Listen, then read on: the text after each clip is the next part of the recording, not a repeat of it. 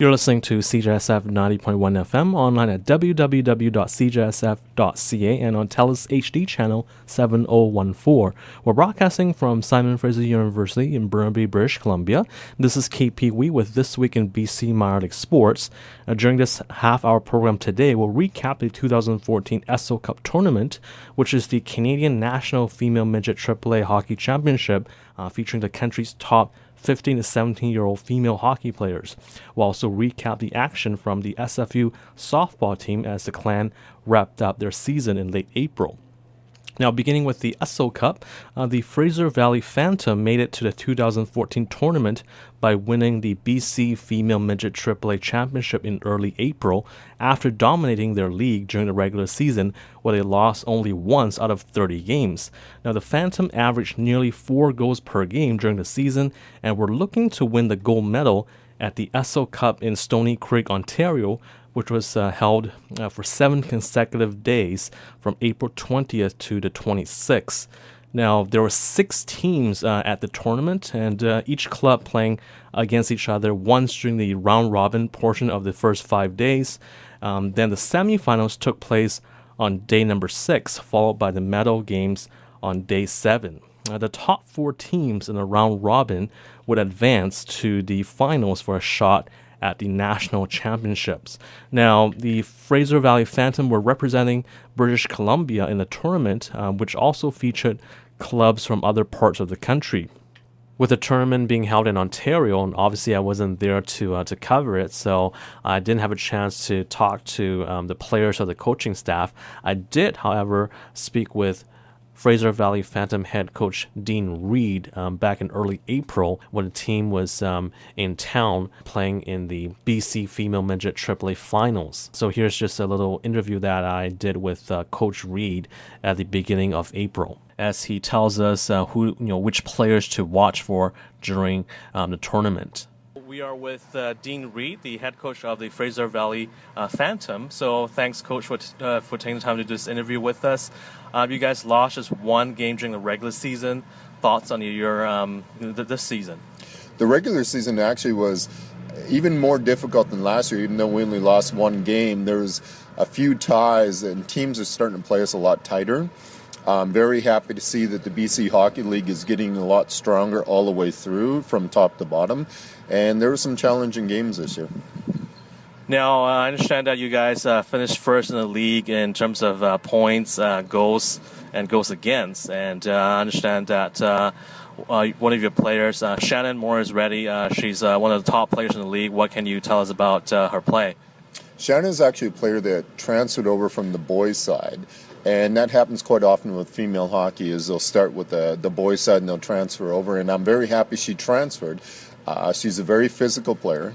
It took a while for her to adjust to the female game.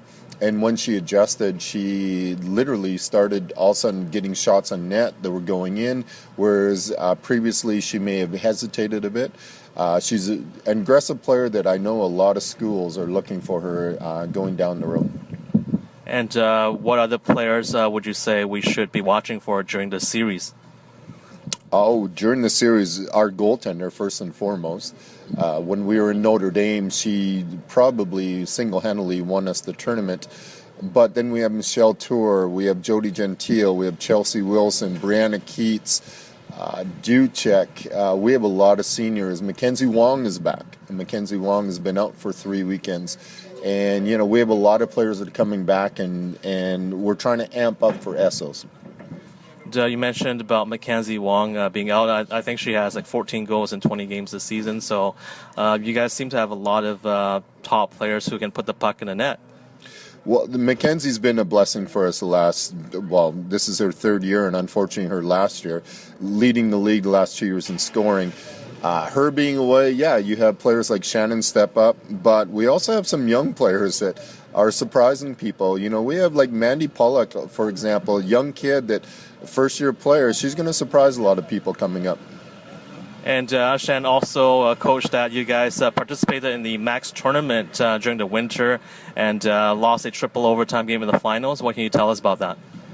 What we learned from going to the Max tournament is that we're just as good as everybody else in Western Canada. We already knew that from the Notre Dame tournament and winning that tournament. We beat JWHL teams out there. We actually beat 2 private teams out there. But what we learned from the Max tournament, we're just as good as everybody else, except unfortunately they have 20 players and we only had 16. If you look at our bench in overtime, and it's kind of funny on TV, you watch the replay, I'm sitting in the middle of the bench with nobody around me. And we learned that. So coming up, ultimately our goal is Essos, and at Essos we will have 20 players. Now, things actually didn't get off to a good start for the Fraser Valley Phantom when they opened with a 1-0 loss to the Edmonton Thunder on Sunday, April the 20th. Now, that game was scoreless until the late stages when Edmonton captain Jessica Healy scored with only 4 minutes remaining on a fine individual effort where she just outmuscled the Fraser Valley defenders behind the net, and she got tripped up but managed to get a shot off at almost an impossible angle. The puck somehow went in, and that was the only scoring of the game, so a 1-0 final, a loss for the Fraser Valley Phantom. So not a good way to start out in the tournament. Game 2 for Fraser Valley took place the following day. And remember, every team plays every single day during the tournament. So there's no, if you have a bad game or a heartbreaking loss, you have to come right back next day and play again. So that's what happened here for Fraser Valley. So game number 2 for them took place on Easter Monday, April the 21st, and they took on the host team, the Stoney Creek Sabres. Stoney Creek opened the scoring at the 7:32 mark of the first period when Amanda Butterfield put home a power play goal, and the Sabres were ahead 1-0. Now, it was actually all Stoney Creek in that period because they outshot Fraser Valley 14-5, so they had quite the edge in shots on goal. And in the second period, Natasha Costello scored for the Sabres on another power play, and it was 2-0 after 40 minutes, with the Sabres badly outshooting the Phantom 26-13 after 2. So basically, Fraser Valley was being outshot by a ratio of 2-1 during the first 2 periods, and the score remained 2-0 until the very late stages of the third, when the Sabres scored again to make it 3-0, and that was the way the game would end. So Fraser Valley was 0-2 to begin the tournament with back-to-back shutout losses. Now, Game 3 took place on Tuesday the 22nd, and that game saw the Phantom actually take on a team from Saskatchewan called the Weyburn Gold Wings. Now, the Phantom needed to win but found themselves playing catch-up once again. Caitlin Dempsey scored at 12:31 to put the Gold Wings up 1-0 in the first period before the Phantom finally scored their first goal of the tournament with 1:06 left in the opening period when Brianna Keats found the back of the net. And it was 1-1 in a period which saw the Phantom have the edge in shots at 14-10. Now, in the second period, the Phantom outshot Weyburn 10-6, but it was actually the Gold Wings who scored, and this came with only 2 minutes left on a goal by Bailey Borassa.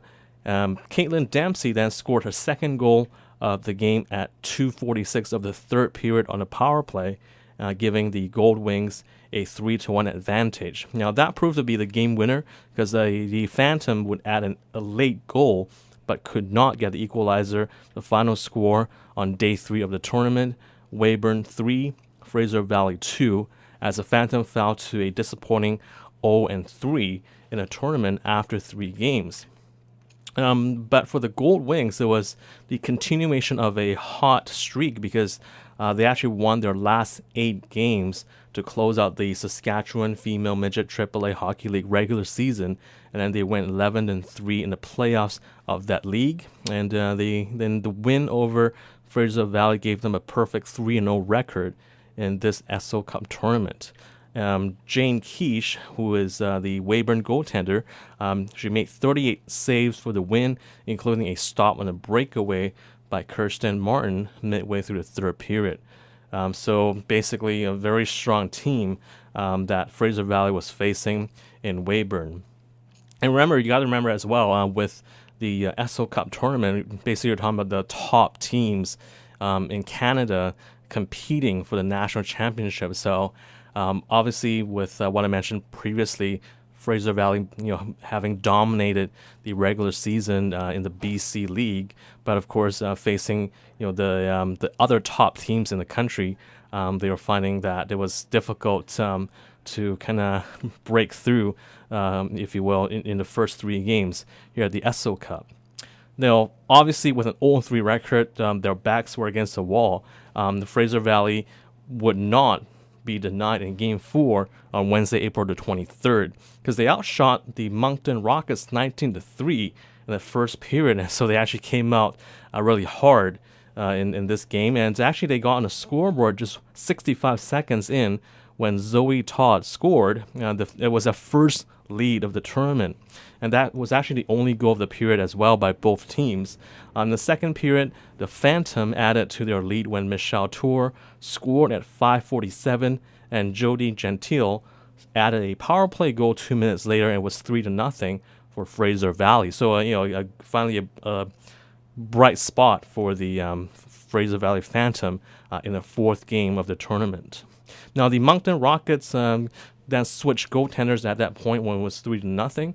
They pulled starter Jordan Carrier in favor of backup Brienne Waterman, and that actually seemed to spark the Rockets for a while, because Moncton scored twice late in the second period to close the gap to within 3-2 after 40 minutes.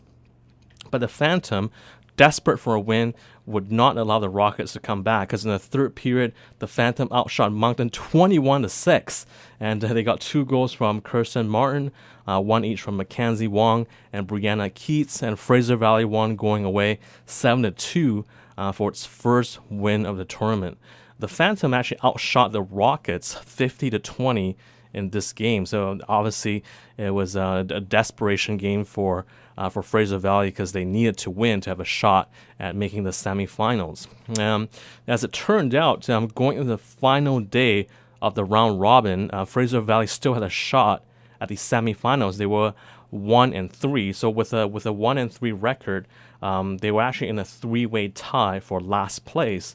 But if they somehow managed to beat the Sudbury Lady Wolves, Fraser Valley could jump up to 4th place and claim a spot in the semifinals. So still a lot to play for on the final day of the round robin portion of the Esso Cup. Now, unfortunately, Sudbury scored 3 goals in a span of 1 minute and 24 seconds early in the game to take a 3-0 lead. And after 20 minutes, it was 4-0, with the Phantom being outshot 14-4 in that opening period. Now, Fraser Valley actually had a power play opportunity 4 minutes into the game, with the contest still scoreless, but Sudbury killed off that penalty and got a goal just 25 seconds after the penalty expired, and then 2 more quick goals to kind of a turning point to turn the game into a rout at that point. The Phantom actually trailed 5-0 before Chelsea Wilson scored with 4 minutes left in the second period to break the shutout. In fact, Wilson had a hat trick in this game, but those 3 early goals by Sudbury really turned the game around. The Phantom lost 6-3, and then later in the day they were eliminated from the contention in the semifinals. So, because Edmonton, one of the 3 last place teams entering the final day of the round robin, won its game in overtime a few hours later to clinch 4th place and earn a berth in the semifinals. And actually, Edmonton would beat Stoney Creek 2-1 in the semifinals to earn a spot in the gold medal game. And Weyburn, a very hot team, as I mentioned earlier, Weyburn defeated Sudbury 3-0 in the other semifinal game. And the Weyburn Gold Wings then won the gold medal. They defeated Edmonton 2-1 in a title game to take home the National Female Midget Hockey Championship. Sudbury would end up winning bronze. So unfortunately for Fraser Valley, just 1 victory during the tournament. And what really hurt them was the back-to-back shutout losses to open the round robin. Captain Mackenzie Wong, who is in her final year with the team, she finished tied with 2 other teammates for the team lead in points in this tournament. Wong had a goal and 4 assists in 5 games, and Brianna Keats had 2 goals and 3 assists, while Chelsea Wilson had 3 goals and 2 assists, with all of her goals coming in the final game of the round robin. So Mackenzie Wong, Brianna Keats, and Chelsea Wilson all tied with 5 points in the 5 games for the Fraser Valley Phantom.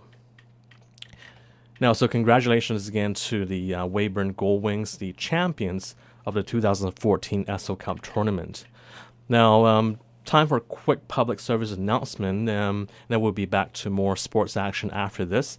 That if you're looking for career advice from experts in an industry that you're interested in, there's a cool website to check out called 10,000coffees.com.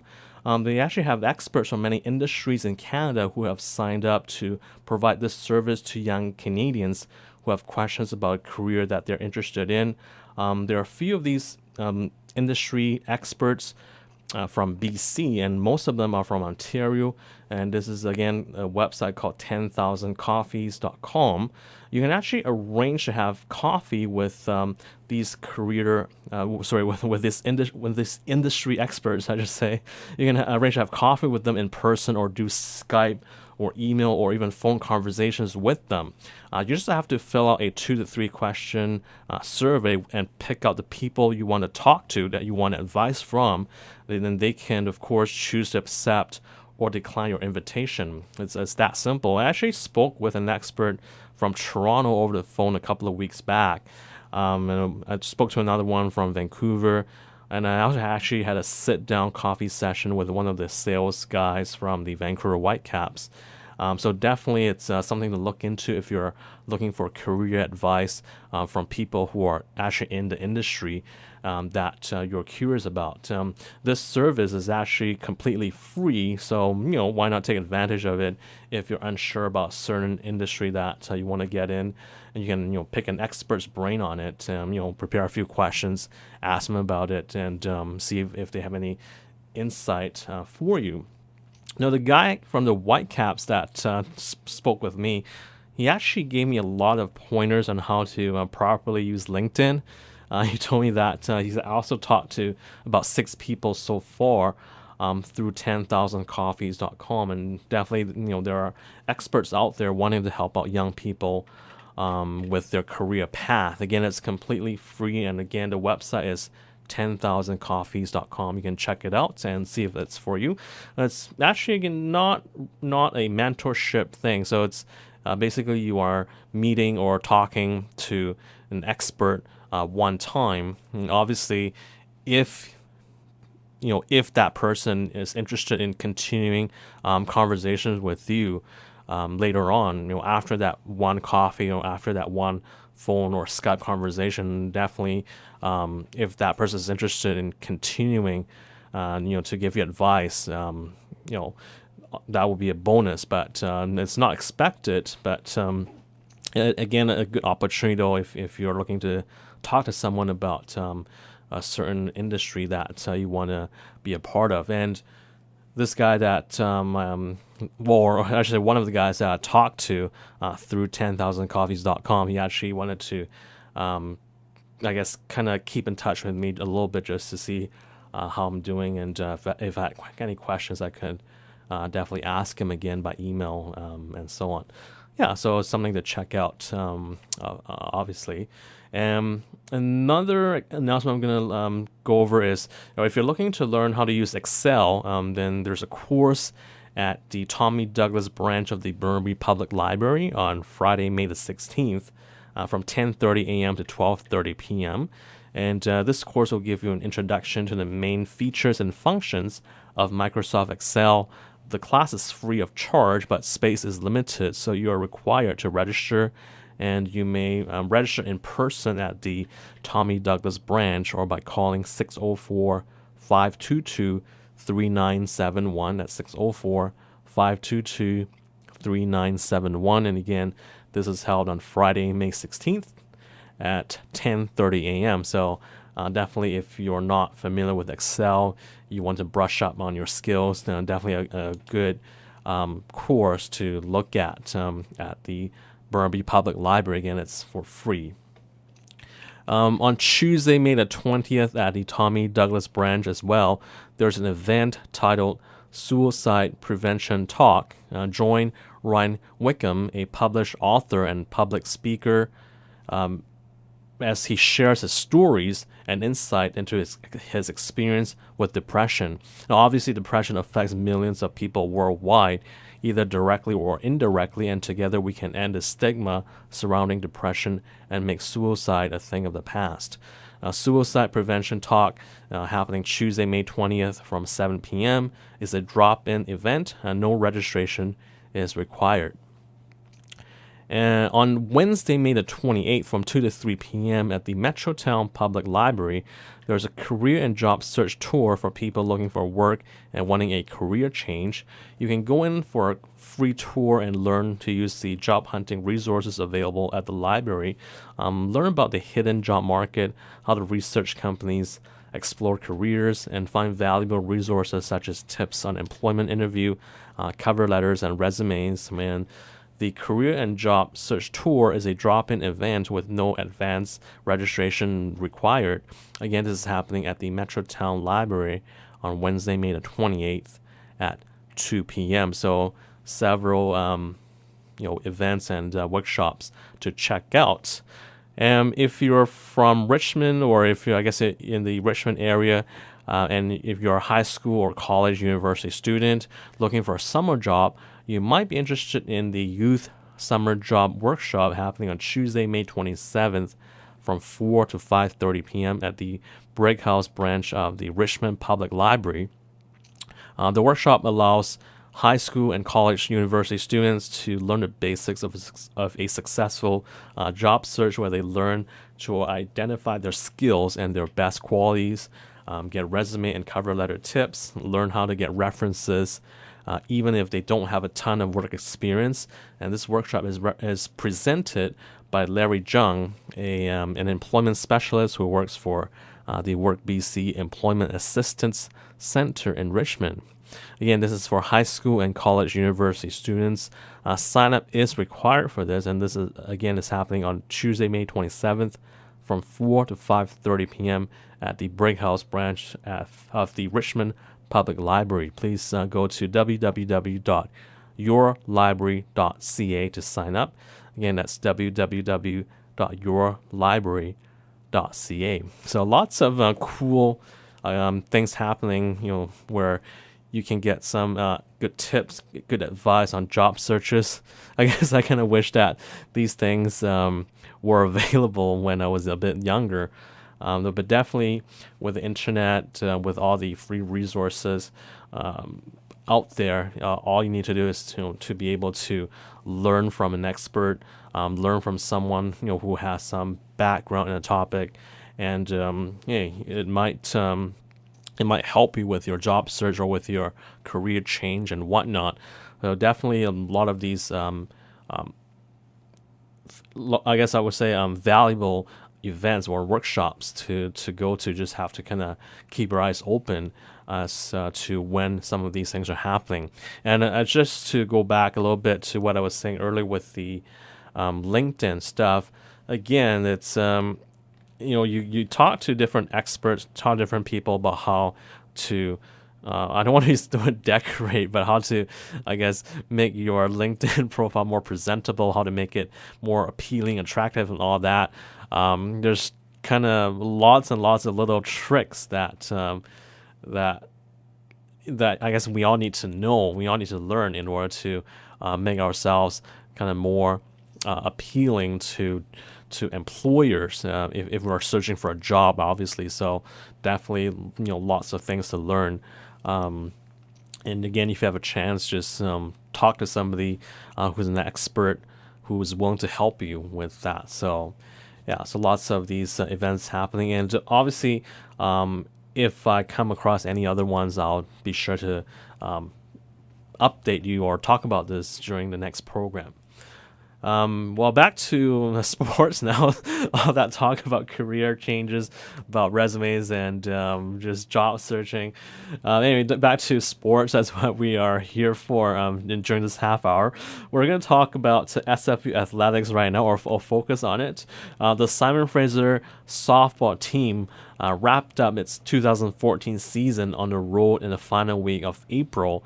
It was actually a tough year overall for the clan. SFU ended its season with 11 consecutive losses, including 13 defeats in the last 14 games. So definitely not a fun year if you are a fan of the SFU softball team. Now, during the season-ending 11-game losing streak, 5 of these losses were by shutouts, so they were having difficulties scoring runs as well. So again, just a bad season for the SFU clan. On Saturday, April the 27th, which was the second last day of the season for the clan, they lost both ends of a doubleheader to St. Martin's University by scores of 8-0 and 6-3 in Lacey, Washington. Now, Mackenzie Bender, the starting pitcher for SFU, pitched all 5 innings in the first game of the doubleheader, and it was actually a game that was shortened by the mercy rule because they were just getting blown out. Now, the sophomore, Bender, she gave up 8 runs on 9 hits, but only 3 of those runs were earned. Saints ace Sam Munder, meanwhile, held SFU to only 2 base runners, one on a walk and the other on a single. In Game 2, Jessica Fortier started on the mound for SFU and gave up 6 runs on 7 hits. Catcher Nicole Rattel went 3 for 3 for SFU, while Rachel Proctor was 2 for 3 with a run scored and an RBI. The clan trailed 6-0 after 4 innings before mounting a mini comeback. They got on the scoreboard in the 5th inning when Proctor doubled and came home with a score on a single by Alex Balak.